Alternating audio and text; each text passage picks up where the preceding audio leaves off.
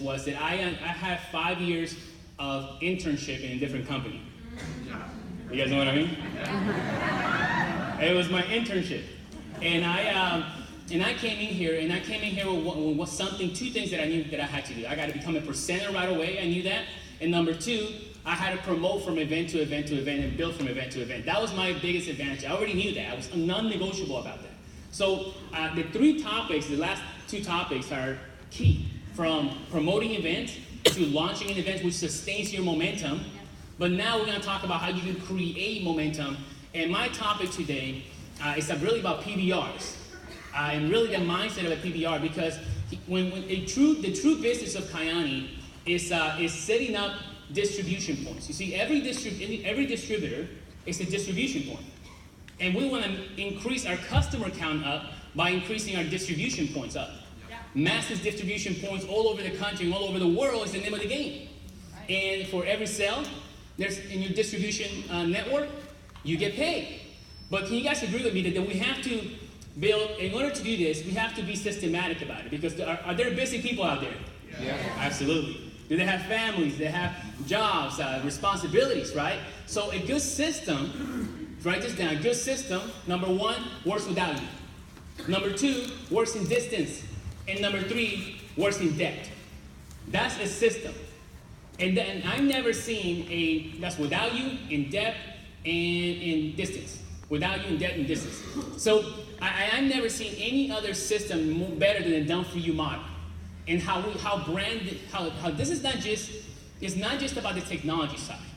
It's about the fact that this is branded. What really exploded Team Fusion was the brand of the Done For You model. It wasn't just because everybody's online go ahead and sending out messages. That works too, obviously, that's part of it. But it's the brand, and I'm gonna go over that right now. So my topic today is really PBRs, and I wanna tell you guys, this is so key. So key, because when I realized that my first 2 months, I didn't have too much success. In fact, my first 30 days in business, I didn't even hit J. It took me 38 days to hit J.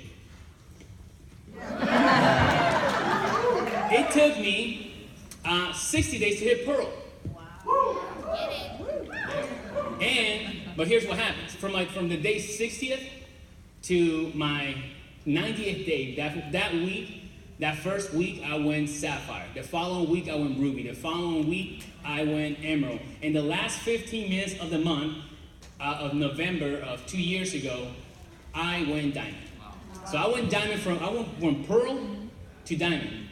Can I show you how I did that? Yes. Are you guys ready? Yes. All right, I want you to take a lot of notes, and I'm going to go really, really fast because I have an hour and a half training that I have to condense in 30 minutes.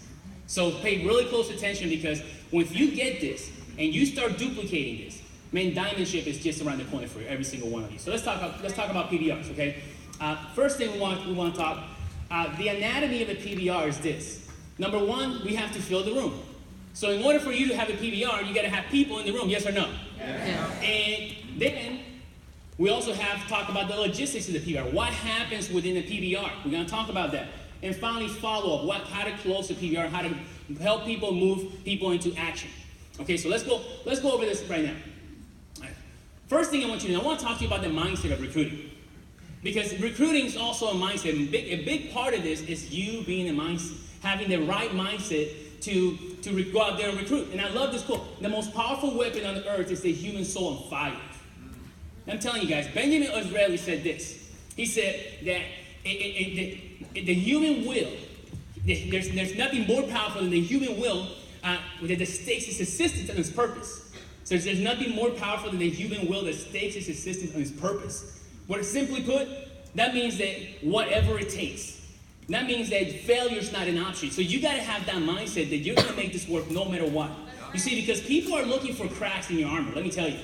They're looking for you being doubting, being unsure. But when that person is for sure, and they know, they're 100% belief, it's game over, guys. Because it shows up in everything that you do. It shows up in the way you walk. It shows up in your demeanor. It shows up in the way you talk. I mean, people see confidence out of you. That's when people get excited about it, because they say, man, wow, something's different about dating.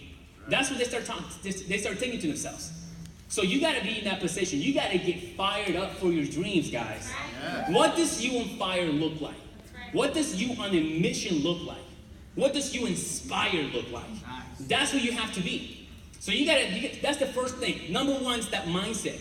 Because if you have that mindset, forget it, guys. People they're attracted to that. People are attracted to confidence, yes or no? Yes. So this is the first thing. You gotta adopt that. You gotta get fired up, guys. If you don't get fired up for your dreams, let me warn you, nobody's gonna do it for you. Nobody's gonna do it for me. So you gotta get fired up for your own dream. Who's fired up here? I believe you. All right, good. All right, let's talk about the mindset of inviting. Number one, you want to be excited. Your job is to be excited. That's what your job is. You got to get fired up, okay? Excited. You got to show passion. Be passionate about this. How many of you guys can get excited about a product that builds value in people's lives? Is that something to be passionate about? Yes or no? Absolutely. It really is, guys. And if you're not passionate about this product, go on YouTube and go look at all the product testimonials. Then you're going to get fired up and passionate about it. You realize that what we're doing right now is an amazing thing. You got to have urgency when you invite. Most people, when they're invited, say, "Hey, what are you doing? Can you come this Thursday?" "Oh, you can? You're busy? You're going to be playing video games? All right." You went to the bar instead? "Okay, never mind. I'll call you later." You got to have urgency with this. This is huge. Okay, you got to when you're inviting, you got to be exclusive. It's very key. Many times when we teach when we're inviting people, and let's say I'm inviting someone to look at a business, to look at our business, at the very end we'll do a little statement that says something like, "Hey, I don't know if this is a good fit for the both of us, but we'll see. We'll see." And when I invite and I finish that little statement, I just kind of took it away. I'm going to tie it all in right now. Okay, you want to be brief. You see that's capitalized? Let me tell you something. And when I was in a different company, I remember this guy that he had more guests than anybody, always at every DFY. I mean, that's the equivalent of that meeting. Man, he had more guests than everybody, every single week, and he was just rank advancing. One day I was like, man, I need to find out what this guy's doing. So I came up to him, I said, "Hey, what are you doing?" And you know, he told me, "David, I can't tell you.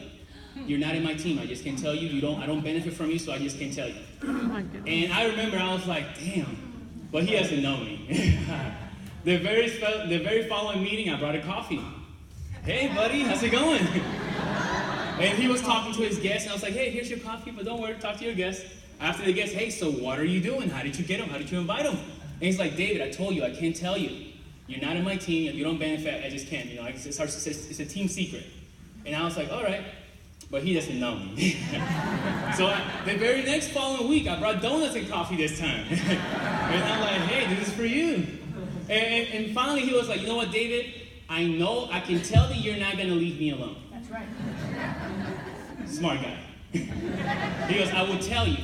But if I tell you, you have to promise to never tell anybody." And he told me. And when he told me that, and I remember those wise words that he gave me, and I applied it on that month of November of 2014, man, I went from pearl to diamond in 1 month. Would you like me to tell you what he told me? Yes. I can't tell you. Here's what he told me. He said, "David, curiosity. You're just explaining too much. You're saying too much over the phone. You go into this explanation of telling people everything over the phone. When my job," he said, "David, your job is to simply pique someone's interest. That's it. Pick their interest and then pass them over. Pique their interest. Your job is to be a 30-second commercial. That's what your job. So your job is to be brief. You got to be a 30-second commercial and let the webinar, let the presenter be the movie." I hate it when people tell me they need a movie. I really do. Yeah, it's happened. Did you guys, some of you have heard me say this because I talk about it all the time. It's the funniest thing ever. And then what happens is, how many of you heard the Star Wars Day story that I told? Okay, most of you haven't heard. I gotta tell you. All right, this happened in California. In the opening day of Star Wars, okay? So, you know the opening day of Star Wars, what do they have? They have like a big line of, they're serious. You have Chewbacca, you have a stormtrooper there, you got some serious committed people. You know, they're there. So the very first show, this guy leaves the very first show, and then there's the lines for the second show, and he walks out, he yells out the ending of the movie. Now, how many of you guys saw Star Wars, the new one that came out? Okay, some of you. So you understand, that was like a big deal. What happened at the ending, it was like, it was one of those moments. And he yelled it out. You know what happened to him? He got jumped. He got jumped by a stormtrooper, Chewbacca, and Boba Fett. It gets better. The sheriff was called. And it was opening day of Star Wars, so guess what? There's media, there's everything, there's like big deal. And now, the police sheriff was called. And when he found out what this guy did, he was like, he went on TV, on national television, and he said, this was a justifiable assault. They let Chewbacca, the stormtrooper, and Boba Fett go to the movie, and they took the guy to the hospital. Moral of the story, if you spoil the ending of the movie, Chewbacca will kick your ass. All right? So don't do it. All right? Don't chase people, okay? But what happens is when we start calling people, we start chasing them. And when you chase someone, what is the tendency when you chase someone? They run the opposite direction, don't they? So you want to keep your posture up and don't chase. I'm going to show you a couple of techniques of how not to do that. All right, so let's talk about this. Okay, so here's the system, and Mr. Andres Mendoza talked about it a little bit, but here's a few systems. Peak, invite, three-way confirmation. Peak, invite, three-way confirmation. Hey, by the way, I'm going to post these slides in the Team Fusion website, on Team Fusion's Facebook, for you. Because I want people here for you guys to do this, okay? So keep that in mind. All right, because I want you guys to pay attention to, instead of just writing things down, unless like an aha idea comes around. All right, so the second one is peak, edify, pass, three-way call. Then we have peak, webinar, edify, three-way call. All these systems, I used them all, and they all work successfully. But we're going to focus on these two right now, on the peak, invite, three-way confirmation, and peak, edify, pass, three-way call. Okay, let's dig into this. When you're inviting, this is a three-way call script that I've been using for the last 2 years very successfully. Versus just calling people and explaining. Because you got to always realize what your objective is. Is your objective explaining 9 levels of generational payout? Is your objective to explain what the packages have and the prices of packages? Absolutely not. Your objective is to get someone to look at a webinar, to come to a PBR and look at the presentation. That's what your objective is. So let's read this. Let's say I'm calling John. Say, hey, hi John, you have a quick minute? John says, yeah, sure, what's up? Man, I'm so excited. And I want to tell you, let me rewind here. All right, guys.